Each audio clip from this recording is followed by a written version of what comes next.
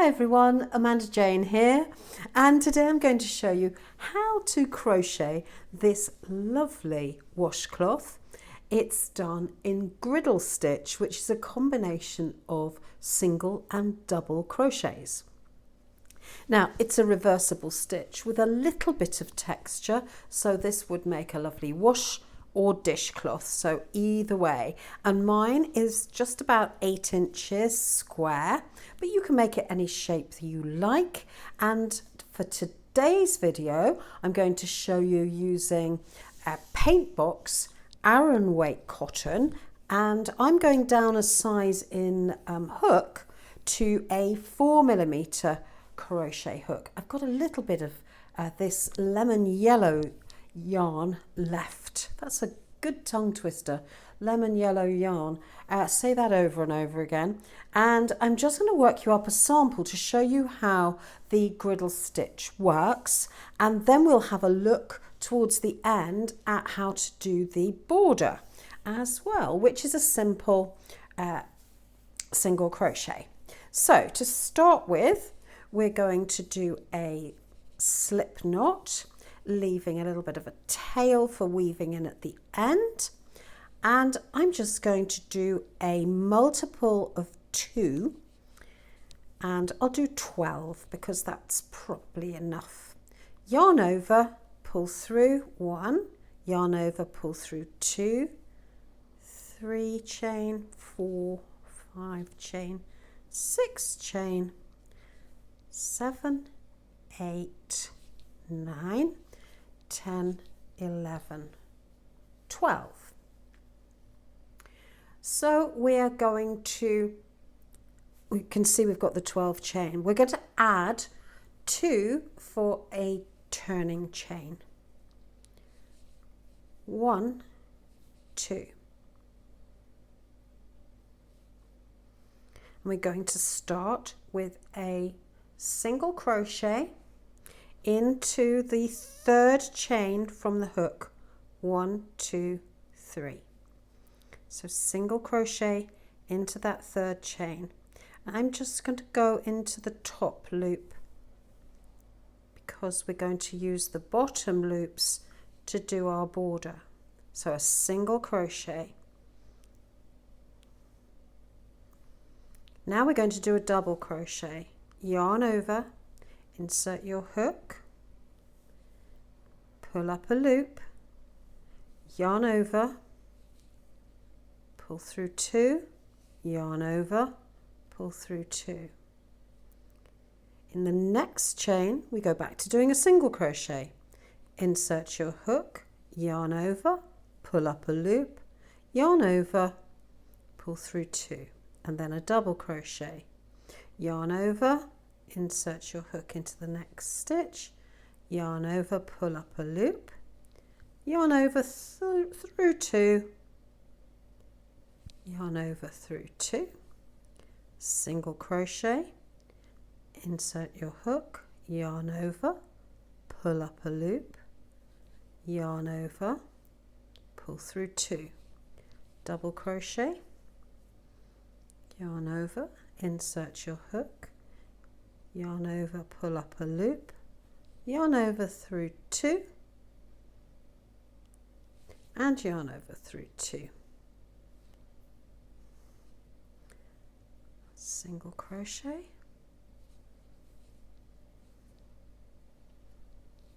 and a double crochet.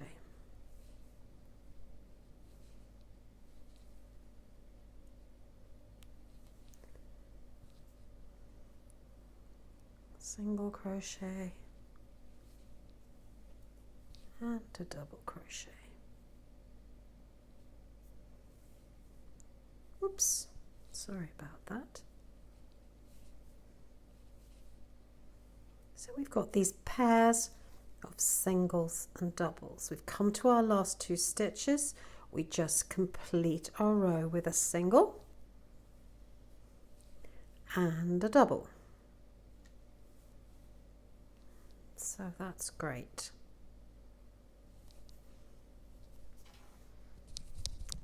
We're going to do 2 chain, not too loosely. Turn our work. Now we're going to start working into the stitches from the previous row. You'll see, if I point out very carefully, let me just find a darning needle. I will show you what the tops of the stitches look like. So we ended with a double on the previous row, and then a single, and then a double and a single, and a double and a single. You will see the stitches that are doubles are slightly raised. They're slightly higher than the single crochets, just slightly lower and less pronounced.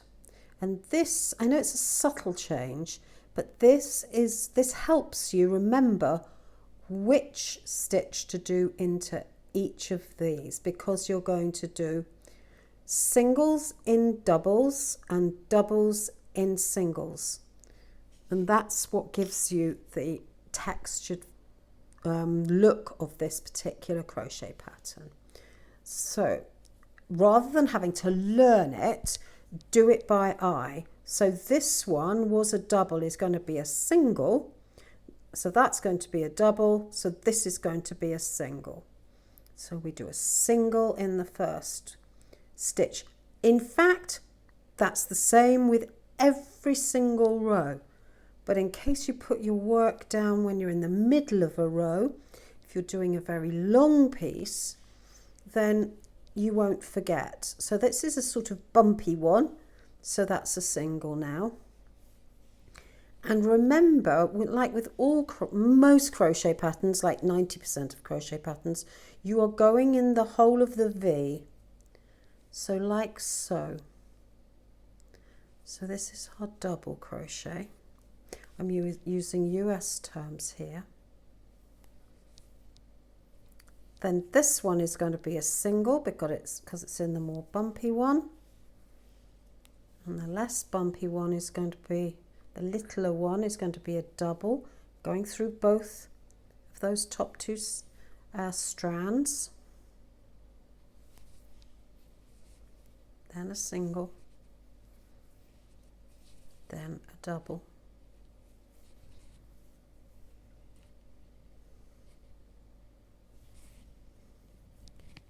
And a single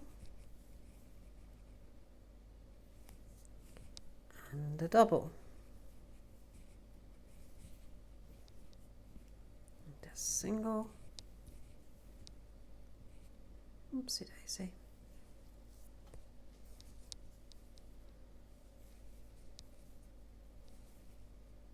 single, and then a double into the last one, which you sometimes have to turn slightly towards yourself in order to see it properly. Two quite tight chains, turn your work, and then we're going to continue doing our single and double like we did before. So here we're going to start off with our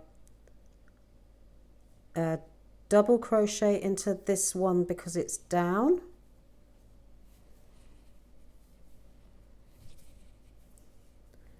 and a single into this one, and a double into this one, and a single into this one, and a double into this one, all the way across to the end of the row.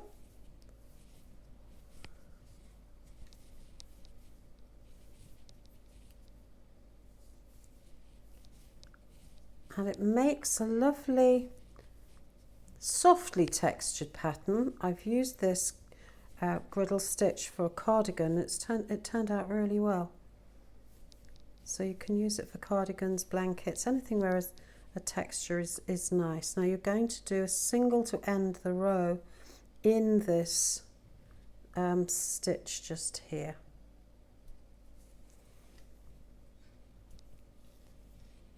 2 chain, 1, 2, turn your work, and then start with a single in that double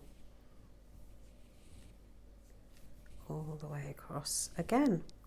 So I'll just finish off this row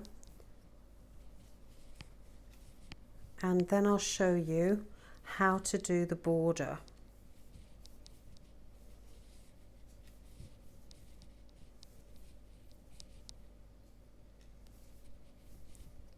Now, because it's quite tricky sometimes to remember the last stitch, you can take a photograph of the last stitch of the row and the first stitch of the row. You can write that down on a piece of paper, or you can keep counting the stitches because there aren't that many stitches in a washcloth or a dishcloth. So we want to go into this last space, and this is where it gets a little tricky. We don't want to go into the gap, we want to go into the last space. Don't be too picky about the as long as the edges are straight, don't be too picky about exactly where you push your hook for that last stitch. As long as it goes into a stitch, it's fine. So we can see the emerging griddle stitch in front of us here, and it's starting to work up. It only really starts to show the texture once you've done a few rows, as you can see on this completed washcloth. The texture really stands out. That's the quite difficult to tell which is the right side and the wrong side. That's the wrong side and that's the right side. Doesn't really matter. Now, to do the edging, once you've got your, I did 30 stitches across, and I did 2, 4, 6, 8, 10, 12, 14, 16, 18, 24 rows. So I've done 24 rows. So when I've got to the size that I want, I'm going to work down the side first of all, along the bottom, up the other side and across the final row here. So I start by going down the side, and I went into between 2 strands, and I wasn't particularly picky about how, as long as I wasn't stretching or tightening my washcloth, I was quite relaxed about exactly where I pushed my hook. Trying to go through the stitches is much the best way because it looks so much better. You know, don't go into a hole, go between stitches. You're just going to work your way down the side with your, whoops, that one didn't turn out very well. Just work your way down the side, all the way down to the corner.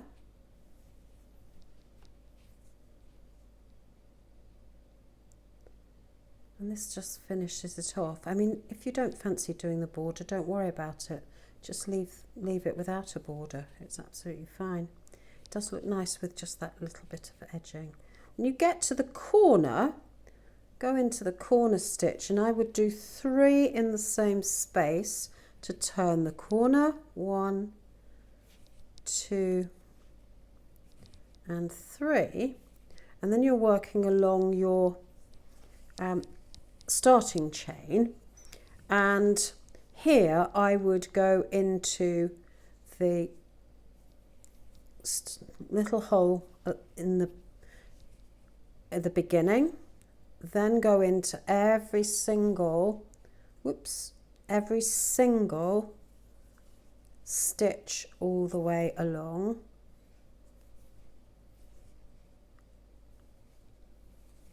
Which is quite easy to find and pick up.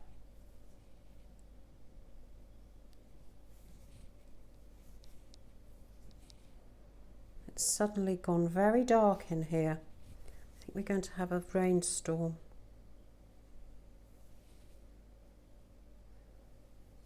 So I'm going into every stitch along the bottom, And then I'm going to do 3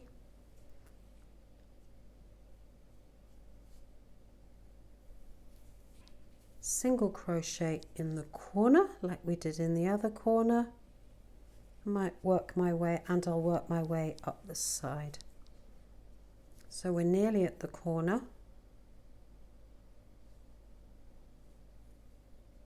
Sometimes it can be a bit fiddly. 3 in the corner. 1, 2, 3. And then I like to crochet over my tail because it saves weaving in the end. So I'll go up the side, catching the tail all the way up the side. Remember to go into the stitches rather than the between the strands rather than into the holes. As long as you're consistent with what you do, don't get too hung up about it. And there we have an example of how the washcloth the border is finished off. So you can see that better on this original sample, how I've done that neatly across the top and across that side as well. So there we have it, a lovely washcloth. Or a dishcloth, if you can bring yourself to do the washing up with this or wiping down surfaces. I think I might give it as a gift as a little washcloth to a friend. So package it up neatly, put a nice ribbon around it, and makes a lovely little stocking stuffer. Just a great little gift. So thanks so much for watching. Take care, and I'll speak to you again soon. Please subscribe if you've enjoyed the video and press the bell for notifications of upcoming videos. Have a great day. Bye.